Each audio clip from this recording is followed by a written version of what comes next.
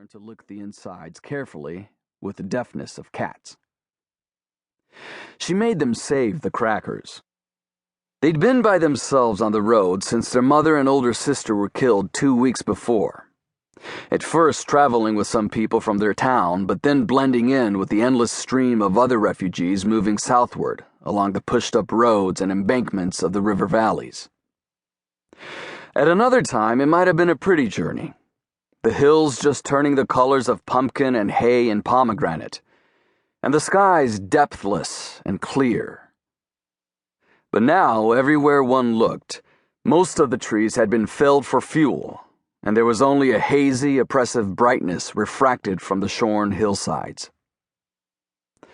There were formerly cultivated fields of potatoes and cabbages, and then the terraces of rice paddies. But all had been stripped and then abandoned during these first months of the war. The farmers' houses, if they hadn't been bombed to rubble, were alternately occupied by both sides in retreat and advance, and then by passing refugees like themselves. It didn't matter that sometimes the owners were present and still living there. A few days earlier, June and her siblings had stayed a night in a house no bigger than 20 square meters, with nearly 30 others, including the old farmer and his wife, who slept in the corner next to a locked chest of their things.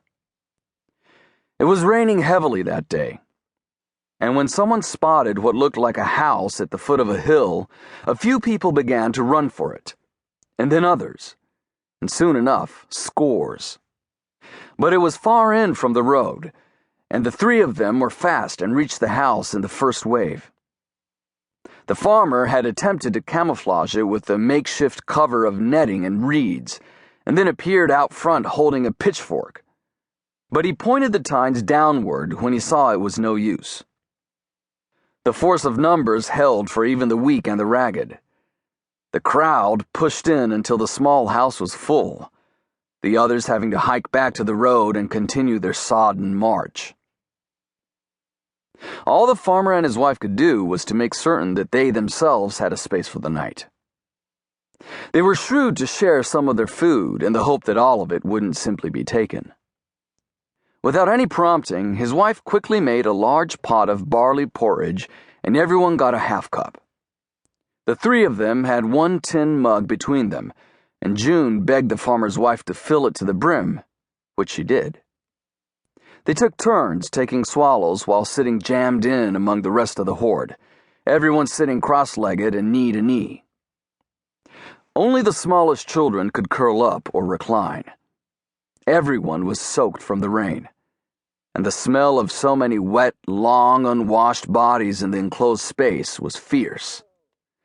The air of the single room quickly stifling and sour with an overwhelming humidity. And soon someone asked June to open the window, which was right above them. After eating, she took out a tortoiseshell comb of her mother's and ran it through her siblings' hair. She had noticed before the rain began in the morning how whitish their heads appeared, and so combed through to remove the sheets of clinging lice. She flicked them out the window. It was futile work, of course, for she had no special soap to kill the eggs, and they would simply multiply, besides the fact that the other people there were equally infested. But now that her mother and older sister were gone, it was she who had to keep the little ones safe. Keep them as sound as she could. And so whenever she had a chance, June wiped their faces or rubbed their teeth and gums with mint leaves, fed them whatever she could scrounge or barter for, offering them as much as she could without growing too weak herself.